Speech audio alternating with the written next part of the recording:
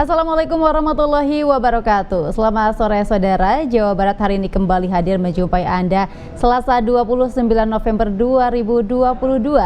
Sejumlah informasi dari berbagai daerah di Jawa Barat akan kami hadirkan di antaranya. Sepekan pasca gempa Cianjur, pendistribusian logistik ke daerah terpencil terus dilakukan.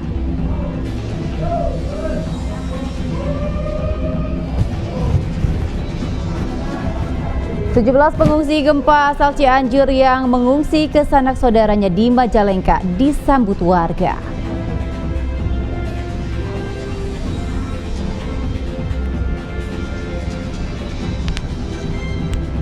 Hujan deras kawasan Dayakolot direndam banjir.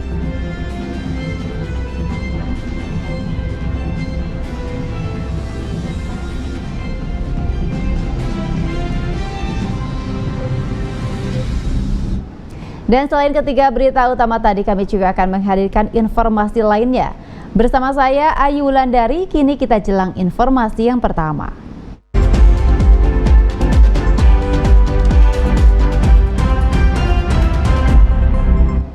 Jawa Barat hari ini kita awali dengan informasi dari Kabupaten Cianjur. Saudara, memasuki sepekan pasca bencana alam gempa bumi Cianjur, sejumlah wilayah terisolir mulai dapat ditembus para relawan bencana. Seperti di kawasan Kampung Sarampaduetan, Kecamatan Cugenang, bantuan logistik mulai masuk dibawa para relawan dan juga warga. Kampung Sarampaduetan termasuk wilayah yang susah dijangkau para relawan karena akses jalan terputus akibat gempa bumi. Sejumlah relawan dibantu warga setempat hari ini mendistribusikan logistik ke tempat pengungsian dengan cara berjalan kaki, serta mengangkat barang kebutuhan pokok para pengungsi. Di Kampung Sarampaduetan sedikitnya 65 kepala keluarga dan 200 jiwa yang rumahnya mengalami kerusakan parah. 4 diantaranya meninggal dunia tertimpa reruntuhan bangunan akibat guncangan gempa bumi. Warga sekitar dibantu relawan mulai membersihkan reruntuhan rumah dan menyelamatkan barang berharga seperti ijazah, dokumen kependudukan, serta barang berharga emas dan barang lainnya. Ijazah makanan dilaminatin. Aman ya? Cuma bukan ijazah. Ijazah basah. Neng, ini pada basah? Ya ini pada basah. Kita robohkan, terus sekarang saya lagi cari barang-barang yang berharga yang bisa dipakai ya? Dipakai. Kemarin di sana kita dapat perhiasan emas sama uang tunai, alhamdulillah masih utuh, kita serahkan ke pemiliknya. Pasca bencana jalur Kampung Sarampaduetan tak bisa ditembus kendaraan karena akses jalan terputus akibat longsor yang disebabkan gempa bumi. Demikian dilaporkan Saiful Hardi, TVRI Jawa Barat. Saudara, masyarakat Kabupaten Majalengka menyambut baik pengungsi korban gempa Cianjur. Mereka ditempatkan di tempat layak dan diberikan bantuan untuk keperluan sehari-hari. Sebanyak 17 warga Cianjur mengungsi ke Kabupaten Majalengka, Jawa Barat usai terdampak bencana gempa bumi yang terjadi pekan lalu. Mereka kini menempati sebuah rumah yang berada di Desa Sukasari Kidul, Kecamatan Argapura. Saat ini mereka dalam pengawasan pemerintah desa setempat untuk dipenuhi kebutuhan sehari-harinya. Kedatangan para korban bencana gempa tak hanya disambut antusias pemerintah desa, melainkan warga sekitar dan kedatangannya ditempatkan di salah satu rumah milik saudaranya.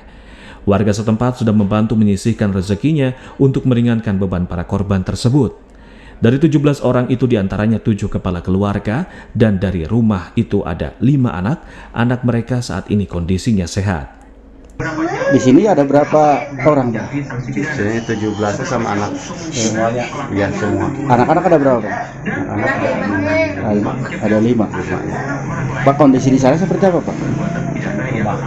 ya hancur sih sebelah gitu, separuh lah gitu, tidak terlalu. Sementara itu, Kades Sukasari Kidul, Kecamatan Argapura, Oji Sarjiah mengaku Pemdes sudah koordinasi dengan pihak terkait. Warga Sukasari juga antusias untuk membantu mendonasikan hartanya untuk istilahnya menyumbang ke warga yang terkena musibah yang berlokasi di Mekarsari, Desa Sukasari Kidul. Mereka datang ke Kabupaten Majalengka karena memiliki keluarga di Majalengka.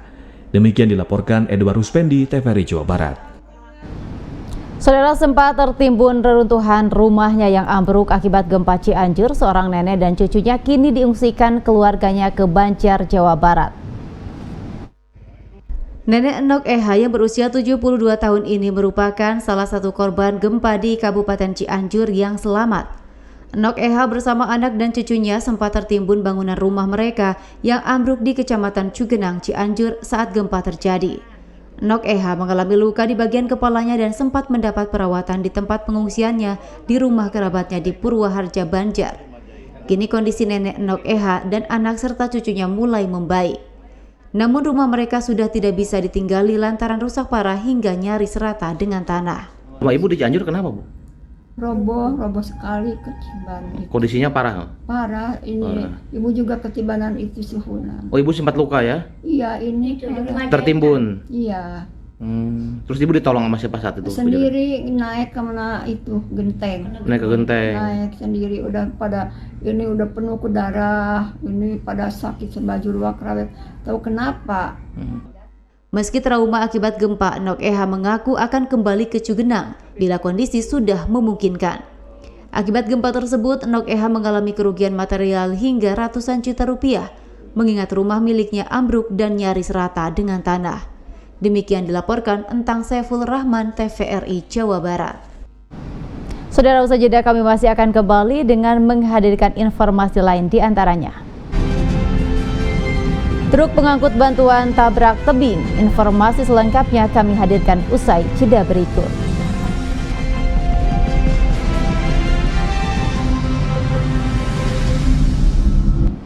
Terima kasih Anda masih bersama kami. Jawa Barat hari ini kita lanjutkan dengan informasi lain. Saudara, truk pengangkut logistik bantuan gempa Cianjur menabrak sebuah tebing di perbatasan Cianjur Bogor. Akibatnya semua bantuan logistik harus dipindahkan agar tetap dapat disalurkan. Sebuah truk pengangkut logistik yang akan didistribusikan kepada korban gempa bumi di Cianjur, Jawa Barat mengalami kecelakaan. Akibatnya truk terpaksa harus dievakuasi. Agar pendistribusian tetap berjalan, seluruh barang yang akan disalurkan dipindahkan ke dalam kendaraan lain. Truk bermuatan logistik bantuan bencana ini sudah 3 kali mengirim bantuan ke beberapa titik di Cianjur. Namun naas, saat melintas di turunan Ciloto diduga mengalami remblong, hingga sang sopir lepas kendali dan untuk menghindari kecelakaan yang mengakibatkan jatuhnya korban jiwa, sang sopir pun menabrakkan truk ke dinding tebing di Ciloto. Kita 2 hari yang lalu udah kirim data, jadi kita kirim masalahnya ada beras, kemudian selimut, terpal, ada juga susu, terus minuman ada kirim ke sana. Sementara itu, aparat kepolisian dari Polres Bogor langsung meninjau ke lokasi kejadian. Jadi ada kendaraan bawa bantuan, ya masih ada kendala di pengereman. Ini sebenarnya mengambil inisiatif untuk kembali kendaraan ke sini dan alhamdulillah nggak apa-apa, hanya materi saja, tidak ada korban jiwa. Sementara kami langsung datang ke TKP dan mengupayakan untuk evakuasi menggunakan derek. Kepolisian Polres Bogor berharap bagi para relawan atau donatur yang hendak mengirim bantuan apapun agar lebih berhati-hati saat melintas di jalur Puncak dan Ciloto. Demikian dilaporkan Saiful Hardi, TVRI Jawa Barat. Saudara, peduli korban gempa Cianjur, Polres Tasikmalaya kembali mengirimkan bantuan sembako dan obat-obatan. Bantuan dikirimkan dengan menggunakan 1 truk dalbas. Berikut anggota yang akan bertugas membantu para korban. Kepedulian terhadap korban gempa bumi di Cianjur, Jawa Barat terus berdatangan. Kali ini untuk yang kedua kalinya, Polres Tasikmalaya kembali mengirimkan bantuan untuk para korban terdampak gempa. Selain menerjunkan tim kesehatan dan tim trauma healing, Polres Tasikmalaya juga mengirimkan bantuan sembako ke lokasi bencana gempa Cianjur menggunakan 1 truk dalmas.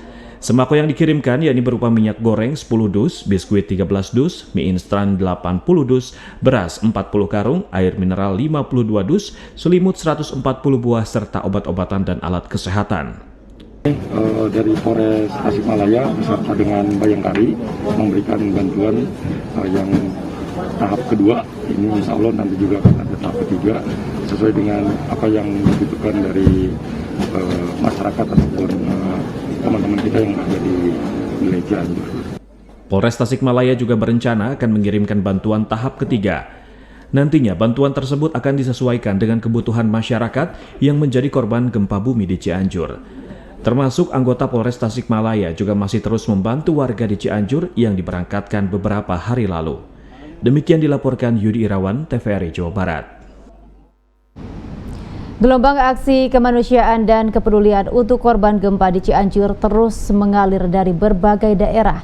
Di Kabupaten Cirebon, sejumlah musisi Pantura Cirebon bersama polisi mengajak masyarakat dalam penggalangan donasi untuk korban bencana gempa.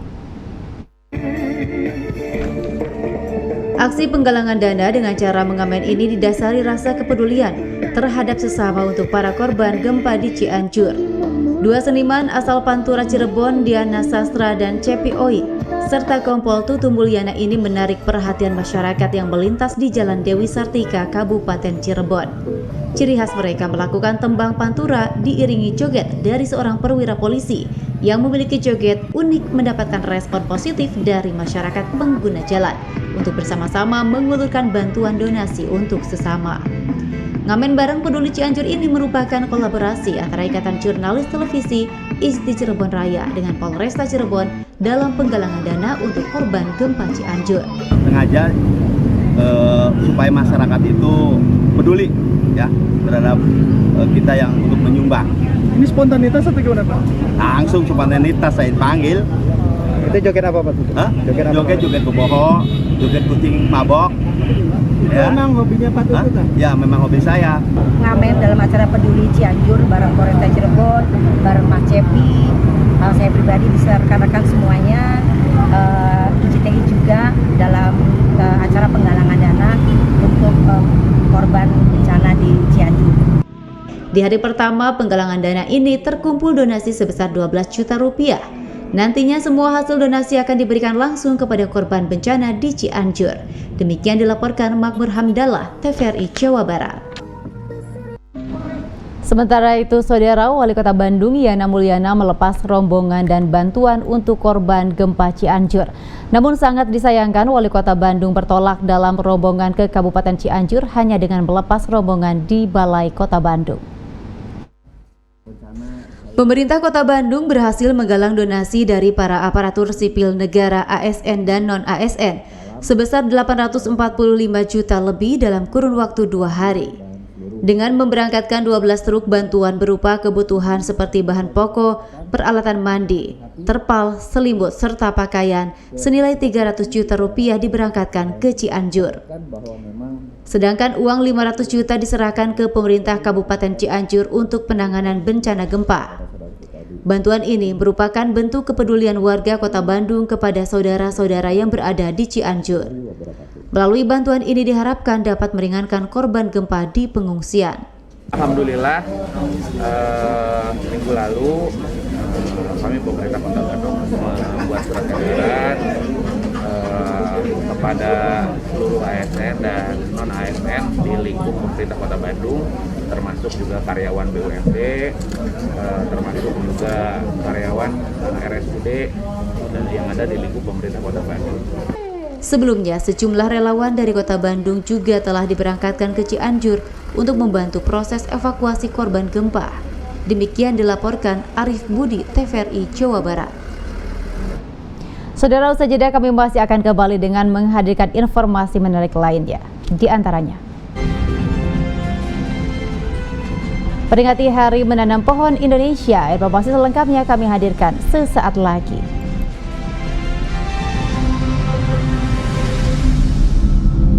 Terima kasih Anda masih menyaksikan Jawa Barat hari ini. Kita lanjutkan dengan informasi lainnya.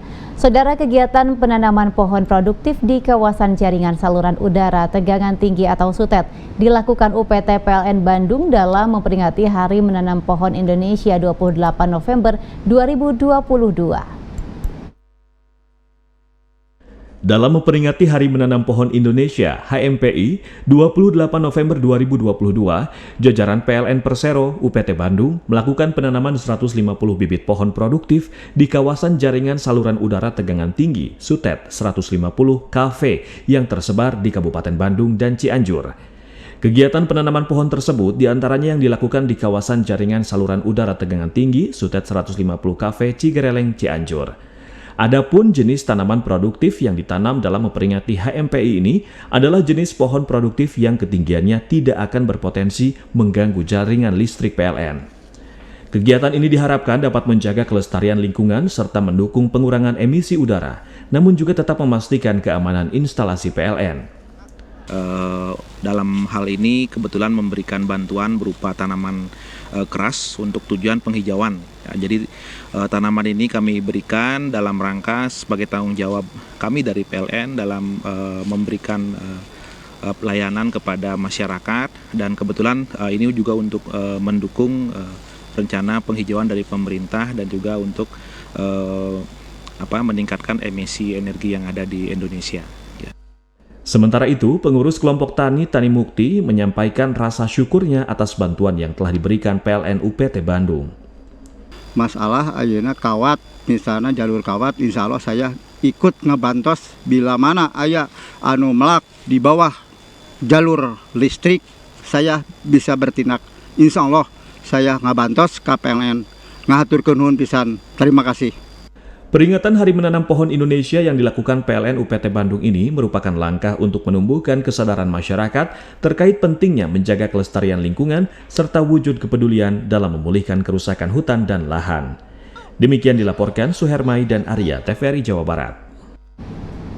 Guna menghasilkan Satuan Pengamanan Profesional atau Satpam, Yutaka Group menggelar pelatihan dan uji kompetensi tingkat garda utama di Kota Bandung. Kegiatan ini diikuti puluhan satuan pengamanan dari seluruh Indonesia. Sebanyak 32 satuan pengamanan dari berbagai Indonesia mengikuti pelatihan dan pendidikan kualifikasi garda utama yang diselenggarakan Yutaka Group di Kota Bandung, Senin pagi. Pembukaan garda utama PT Satria Yutaka Saudara dan Geraha Yutaka Muda dibuka oleh Kasubdit Bin Kamsa, Ditbin Potmas, Korbinmas, Baharkam, Polri.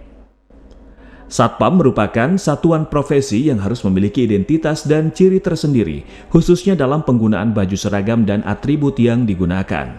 Mengenai seragam Satpam yang menyerupai Polri, membuat bingung di kalangan masyarakat dan sempat viral di media sosial.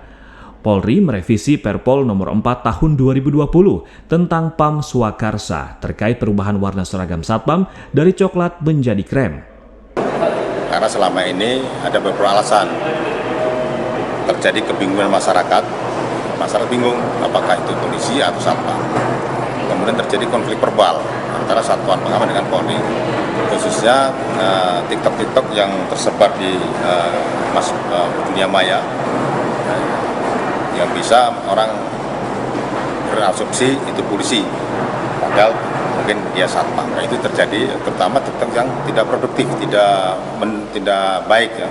Bahwa dari Yutaka Group ini kita tidak hanya garda utama tetapi juga madya, terutama di garda pratama. Ini kita selalu mencoba setiap bulan kita akan lakukan, sehingga harapan kita semua satpam ini menjadi satpam yang legal, bukan lagi penjaga malam tetapi memang satpam yang punya legalitas serta dia dapat dilindungi oleh institusi Polri dalam pelaksanaan tugasnya. Setelah mengikuti pelatihan dan pendidikan kualifikasi garda utama, para satpam diharapkan mampu bekerja profesional. Demikian dilaporkan Agung Jaya Permana, TVRI Jabar. Beralih ke informasi lain, Saudara, Sekolah Menengah Pertama Negeri 7 Bandung menyelenggarakan gelar karya siswa dalam bentuk pameran seni lukis bertempat di Gedung Bandung Kreatif Hub Kota Bandung. Sekolah Menengah Pertama Negeri 7 Bandung memiliki segudang prestasi khususnya di bidang seni dan budaya. Setelah sebelumnya 20 siswa-siswinya mewakili Indonesia dalam kompetisi seni dan budaya di Turki, kini menyelenggarakan pameran seni lukis yang berlangsung dari tanggal 28 November sampai 4 Desember 2022. Ketua Bidang Kreatif Dekanasda, Sri Sugiawati mengatakan, pameran seni lukis ini diselenggarakan dalam rangka memberikan ruang kreatif pada para siswa dan siswi untuk terus berkarya. Kegiatan yang sangat positif bagi anak-anak kita, khususnya siswa-siswa SMP Negeri 7 Bandung, untuk memberikan ruang kreatif kepada mereka, untuk mereka berkarya, mewujudkan impian atau cita-cita mereka di dalam seni dan budaya, dan juga dalam mempromosikan batik Indonesia baik di Kota Bandung, di Indonesia maupun di tingkat internasional. Kepala Sekolah SMP Negeri 7 Bandung, Lukman Surya Saputra, menyatakan bahwa prestasi yang diperoleh selama ini tidak lepas dari dukungan Dinas Pendidikan Kota Bandung, para guru, komite sekolah, dan tentunya siswa dan siswi SMP Negeri 7 Bandung. Beberapa waktu lalu kita mengadakan expo dan hari ini kita mengadakan pameran lukisan. Alhamdulillah terkumpul puluhan lukisan yang juga sudah diapresiasi oleh Dekranasda maupun Dinas Pariwisata dan Kebudayaan Kota Bandung. Terima kasih atas dukungan pemerintah Kota Bandung, terima kasih atas dukungan orang tua, Bapak Ibu guru, dan juga pengawas pembina serta Dinas Pendidikan Kota Bandung. Selain pameran lukis, diselenggarakan pula pentas seni, melukis diiringi musik, dan fashion show batik. Demikian dilaporkan Doni, TVRI Jawa Barat. Saudara, informasi menarik lainnya masih akan kami hadirkan untuk Anda, di antaranya. Dayeuhkolot tergenang banjir akibat hujan deras. Informasinya kami hadirkan sesaat lagi.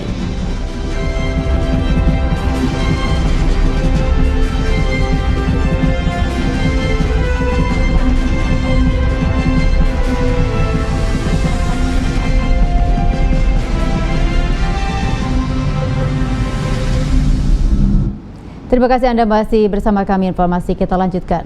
Saudara, diguyur hujan sejak Senin sore, ratusan rumah di Kecamatan Dayeuhkolot, Kabupaten Bandung terendam banjir dengan ketinggian 70 cm. Akibat banjir luapan Sungai Citarum ini, aktivitas warga mulai terganggu.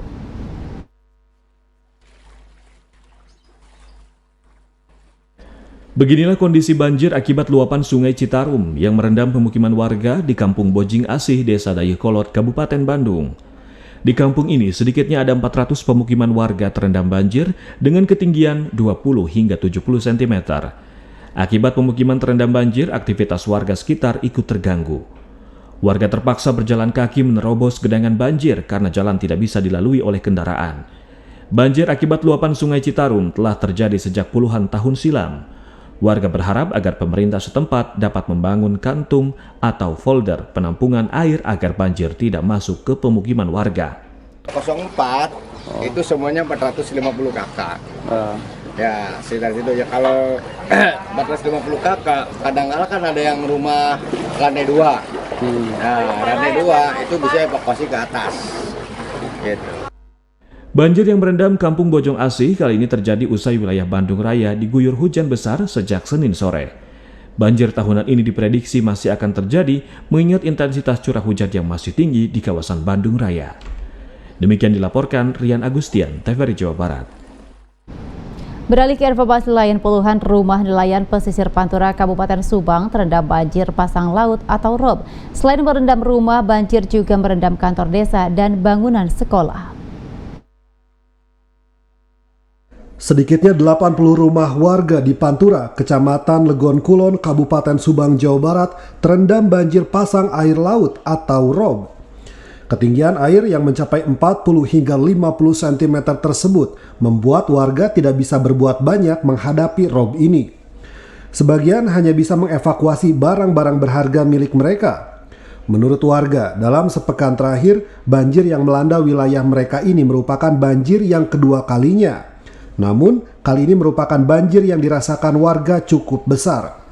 Selain disebabkan air pasang laut, juga disebabkan buruknya saluran drainase yang mengarah ke laut sehingga muara sungai yang berada di dekat pemukiman warga meluap.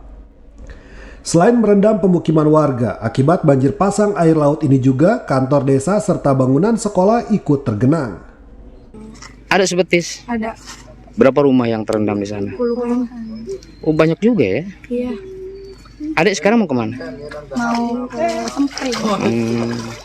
Ya, memang kalau yang besar hari ini, Pak. Sudah berapa hari terjadi seperti itu? Yang besarnya baru 1 hari, cuman kemarin nggak ada. Nah, waktu hari Senin itu besar, sama. Meski terendam, warga memilih tetap bertahan di rumah karena tak memiliki tempat untuk mengungsi. Demikian dilaporkan Hari Ramadhani, TVRI Jawa Barat.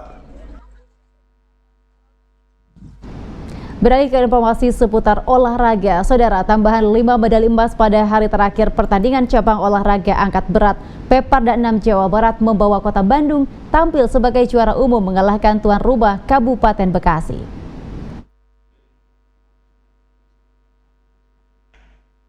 Dengan total perolehan medali sebanyak 28 medali emas, 11 perak, dan 4 perunggu, Kota Bandung mengunci gelar juara umum cabur angkat berat Peparda 6 Jawa Barat.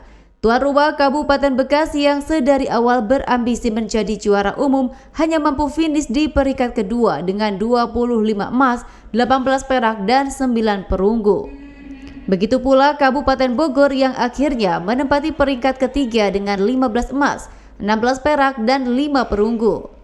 Keberhasilan ini membuktikan bahwa proses pembinaan berkelanjutan yang dilakukan Kota Bandung berjalan dengan baik. Pencapaian dari tim angkat berat sudah melampaui target yang sebelumnya ditetapkan, yaitu sebanyak 25 medali emas. Ya, terima kasih. Ini angkat berat merupakan gelar umum yang ke-6 kepada 2022 yang diikuti.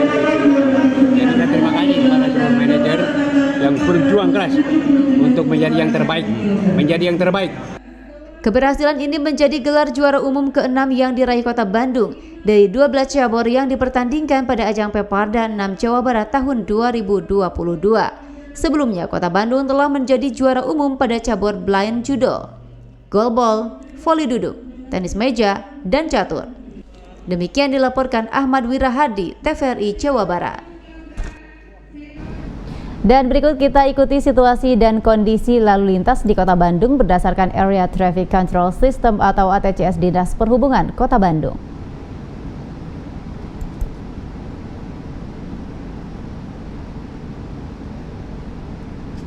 Ya, berikut merupakan situasi terkini yang berada di stopan Pasteur.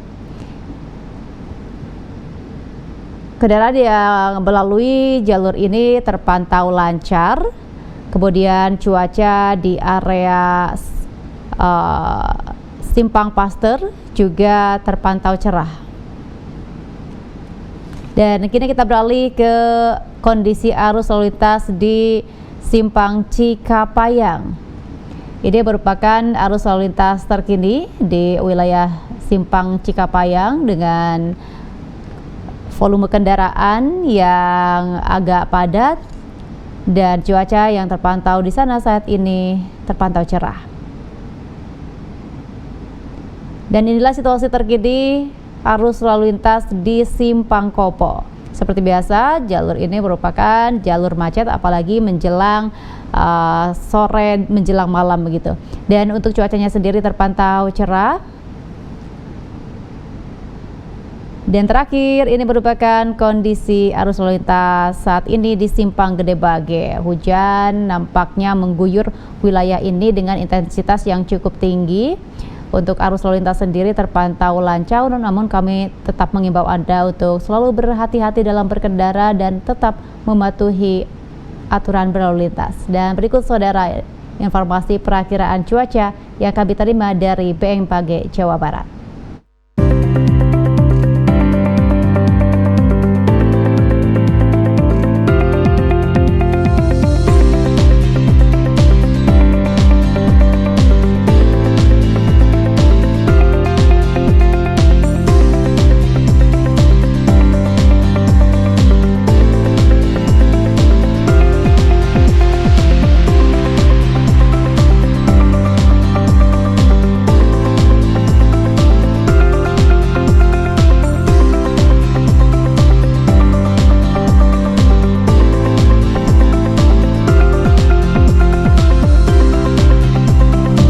Ya, saudara, informasi terkait perakiraan cuaca tadi menandai akhir jumpa kita dalam Jawa Barat hari ini. Terima kasih atas perhatian dan kebersamaan Anda. Selamat sore, sampai jumpa.